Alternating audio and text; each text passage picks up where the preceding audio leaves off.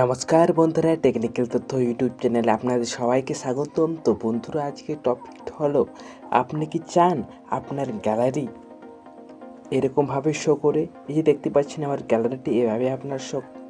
তো বন্ধুরা, আপনি কি চান আপনার গ্যালারি এভাবে শো করুক? তাহলে আপনাকে একটি অ্যাপসের প্রয়োজন হবে। তাহলে চলুন দেখে নেওয়া যাক। তো এই অ্যাপসটি আমরা প্লে স্টোর থেকেই পেয়ে যাব। তো প্রথমে আমরা প্লে স্টোর ওপেন করব। প্লে স্টোর ওপেন করার পর সার্চ বারে গিয়ে সার্চ করব টিভি কে গ্যালারি। তো টিভি কি গ্যালারি সার্চ করার পর আমাদের সামনে এরকম একটি অ্যাপ শো করবে। সেই অ্যাপসটিকে আমরা ইনস্টল করে নেব। ইনস্টল করার পর আপনারা ওপেন করে দেখবেন। আমি ওপেন করে দেখিয়ে দিচ্ছি।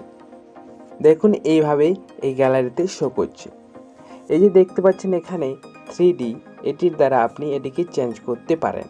কীভাবে দেখুন, দুবার ট্যাপ করতে হবে। এখানে দুবার ট্যাপ করলাম, চেঞ্জ হয়ে গেল সিস্টেমটি।